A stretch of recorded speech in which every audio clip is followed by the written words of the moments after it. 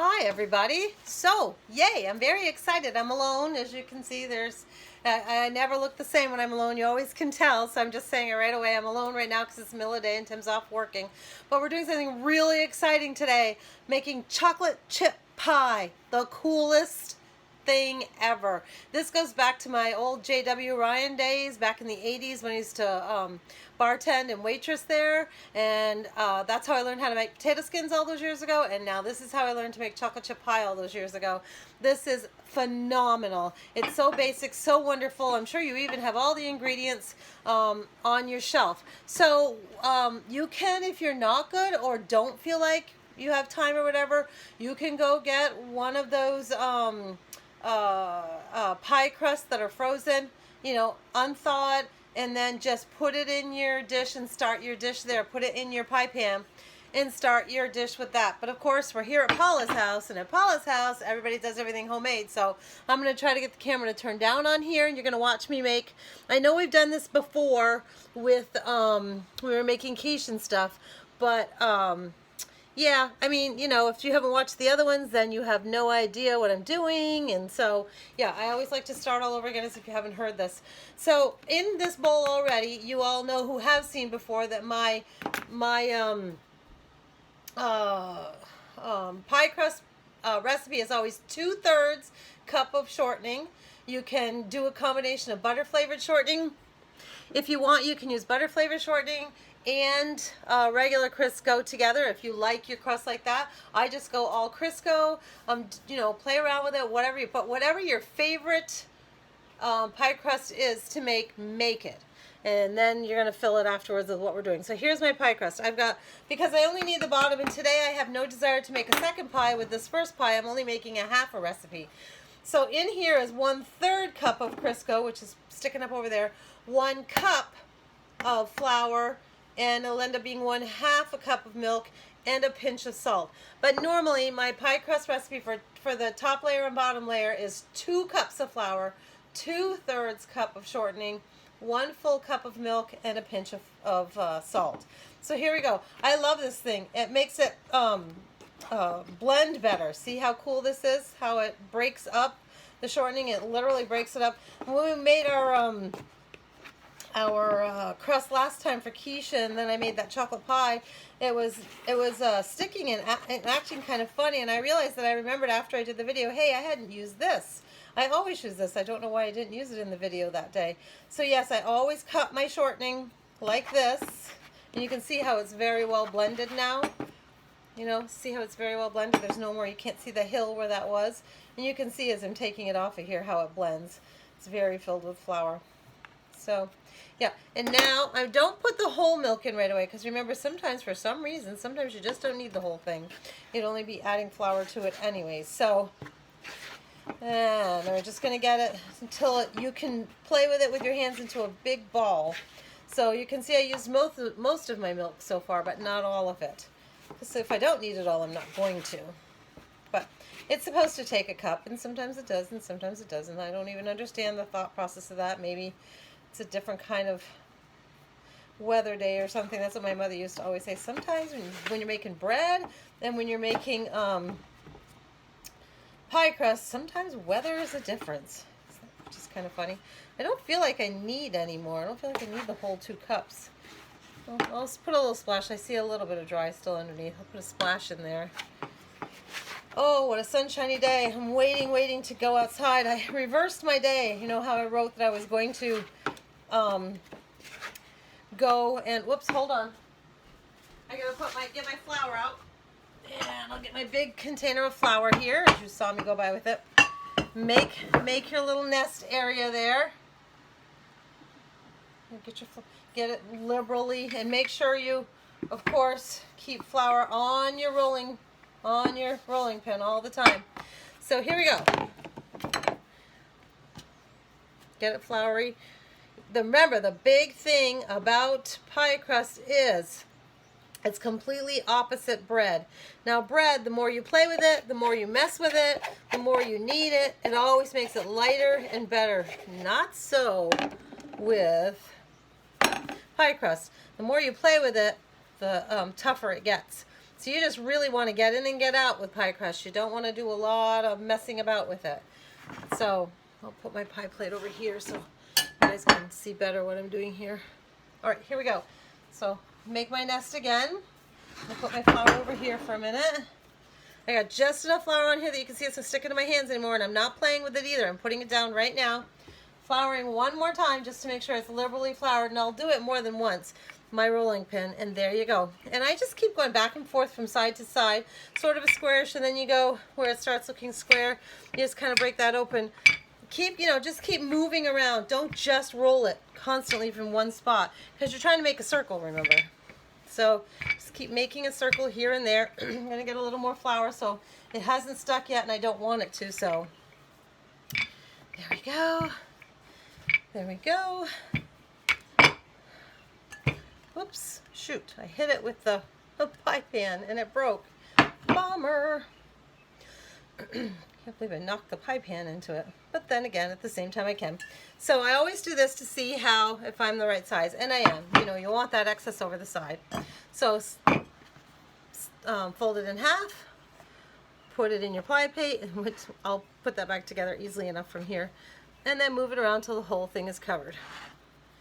And this is where you get creative. If you see holes or you see something less on one side, you take from one side and you add it to the other, as you can see.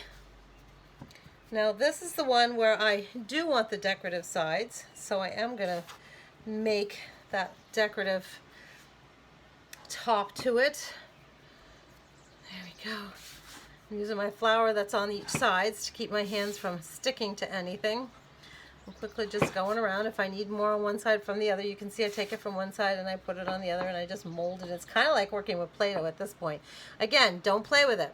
Get in, get out. Let's get this done as fast as we can and get something in the pie, because you just don't want a hard crust. It's kind of something really unattractive about a hard pie crust. Yeah. So as I was saying before, I was going to pay all the bills and do some gardening before I got to this pie. And then I got a call from Danielle, one of my daughters. She had a crisis with a bee in the house. Could I come down and rescue? And that I did. So now my day is backwards. So I've lost the morning, which is okay. It's perfectly fine. I love the rescue calls. Don't you love the rescue calls? I love them. I don't care if it's a bee or if it's something bigger. I love the rescue calls, and I hope that they never stop. Okay, as you can see, I've got them standing up all the way around. And the way you make this decorative one, before we use the fork, remember we just pushed it down? We're not doing that. Today we're doing the traditional crust. So you're putting this finger like you're pinching something, and you're going like this, and you're pushing the other part with your other finger. So you're using your thumb and forefinger here, and you're using your pointer finger here. And that's all there is to making this very pretty crust. You just keep pinching and pinching and pinching. Pinching with something in it. It's almost like you're pinching that. I always think of it as pinching somebody's nose, because you're pinching, and this is like, so there you go. It's very quick. I'm only going slow so that I can show you what it looks like in case you needed just a minute or more for that. But of course you can do any kind of decoration around on your pie. Some people just pat it down and just like that rough look of it patted down with no decoration. This is my mother's, and I've always done pies this way. I'm not big on eating the tops of pies, but some people really love them. And so I always make them traditionally, but lately I've been coming like for the quiches and stuff and pushing it down with the fork. So now we're at our second part, and I'm going to move my flour back because I'm going to need my flour. And I'm going to take you over with me to the baking center, which, as you know, because I've said it a million times, is my favorite part of the whole kitchen. Okay, let's see if I can't get you turned here. All right, now this is going to be a little bit hard, and I may have to, pick you up and put you down a few times, because Tim would have been bending in to see different things. This is so quick and so easy and so yummy that you're gonna write me congratulations. No, not congratulations. You're gonna write me thank you letters on this one, because it's gonna be your new favorite dessert. We start with 2 large eggs. In they go. So it's going to seem a little jumbly while I'm filming this, because I'm going to be picking you up and putting you over by the blender. Actually, it's the KitchenAid. I'm going to be picking you up and putting you over. I'm wiping my hands. That's what I'm doing. And I'm going to be putting you back and picking you up, putting you back. So hang on. Whoops, I see a tiny little piece, a very slight piece of shell. So I'm going to go grab that little tiny piece of shell. I'm going to get you over here so you're close to what's going on in the action here. Anyway, see that little, can you guys see that little tiny piece of shell in there? Yeah. Nah. I know, it's slivery, tiny, but it's still got to go. Got to go. Got to go. All right, so can you guys see in there now? So now we have eggs. That's all we've got. So what we're going to do first is we're going to beat those eggs. So going to get my contraption on here, kick it down, turn it on, and beat them. And I want them to be foamy.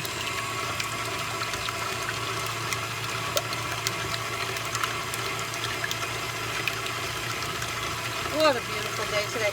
When I went outside, even just to the car, I was like, what a glorious, thank Mother Nature, Father God, Mother Nature, everybody for this weather, and I'm so glad we're finally getting this beautiful weather.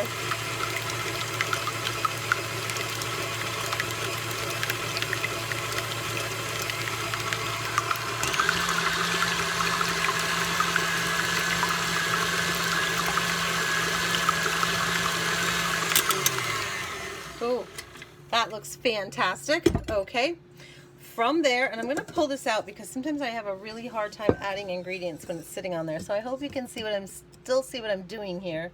I've literally got you sitting right over the bowl. Okay, and from there, it's half, half, and half. It is 1/2 cup of flour right here. 1/2 cup of granulated sugar right here, and 1/2 cup of brown sugar. Now, before I add the brown sugar, I have to show you something super, super, super cool. Oh, you're gonna love this. You're gonna totally love this that I'm gonna show you. So, remember we had the discussion, we were talking on a couple of different, I don't remember what the recipes were. I think it was the cake. I think it was the chocolate cake, because that would have been really far back. Oh, I've already got flour and everything on me now. Impressive. So, just a second, I have to put the TV on mute. So we were having the discussion about brown sugar and what do we do when brown sugar gets hard? And Mary Bryce Hislop had a couple of ideas on what she puts it in her container where she puts her, like I put mine in a jar. Let me show you. In a jar, right here. It all goes in a jar. But as you can see, I opened the bag. Mary Bryce Hislop had a great ideas of what to put in the jar once you put your brown sugar in there and it's soft, how to maintain the soft. But what happens when you open a bag and it's hard? I opened the bag and it was hard, and as you can see, this is such a cool idea. As you can see, manipulating it, look, it's just a big giant. So I broke it up into several pieces and stuck it in here and said, oh God, what am I gonna do? So I did some research. So cool today. I just discovered the coolest thing ever. So you take your brown sugar and you put it in a microwavable safe plate or dish or bowl. You put a moist towel on it and you put it in the microwave. And you leave it there for 20 seconds. It's on 20 seconds. You take it out, you keep checking it. The reason why I'm putting it back in is so I can show you what it looked like when it came out, but also because I had done it a while ago, and so sitting on the counter it's starting to get a little dry and hard again, so I wanted to have it done again. So as you can see, I just put this wet, moist towel over the top of it, and look how amazing, and it's ready to pack again. It's so cool. I could not believe. And they said to do it in 20-second intervals. Don't just like, okay, 20 seconds works for a half a cup, so a minute's going to work for a full cup. Don't do it that way. Take your moist towel, put it on, and do it for 20 seconds. Manipulate. If it's still hard in there, that's okay. Peel away the stuff that's turned soft like this. Peel away. Like my core was hard for a while, so I kept peeling away from the outside and found this wonderful crumbly stuff again and packable stuff, but the core was still hard. So all you do is put that paper towel back over it in another 20 seconds. So each time it's 20-second intervals, and play with it to see if it's sufficient for you to be able to pack and use again. And right now I am putting it in, let me turn my thing here so you can see what I'm doing. I am putting it back in a measuring cup here, and it is going to pack into the measuring cup because it's now soft. And as you can see, you saw what a hard, terrible brick that was. And look, it's packing just so wonderfully.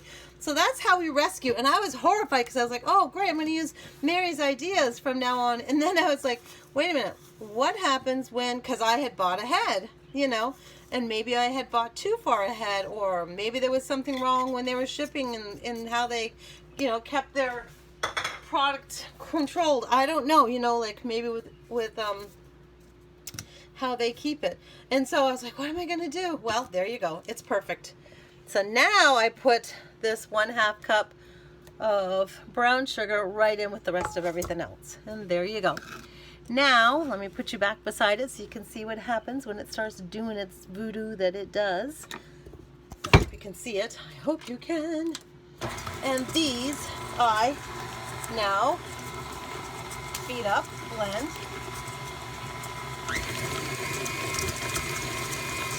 What a wonderful little idea, huh? Thanks, Mary, for your ideas too, though, because I'm here to tell you we need to know both ideas. What happens if it happens in, what happens if it comes in the bag that way from the store, which is what happened to me, and what happens if it happens in your storage container. So the next thing that we put in here is, you're going to guess this ingredient, right? You already know what this is, right? Butter. Exactly. So if you can see how wonderful this consistency is already, it's beautiful. And you get it that way because you want to do them in these order, because now you add the butter and you're going to wait to see how cool it is. It's 1 1/2 stick of soft butter. I've made it with, oops, I've forgotten to take my butter out ahead of time. And I have said, oh, now what do I do? So I've microwaved the butter, and it's been partial thawed, you know, partially soft and partially completely, not completely. Some of it's turned into liquid, of course, and some of it is because when you put it in the microwave, you can't control how quickly it goes soft. So it's not a big deal. However, I have made this recipe with it all being melted, but I've noticed it's a little bit different than if you just have it soft like they want. So, all right, now you can see your butter's in there.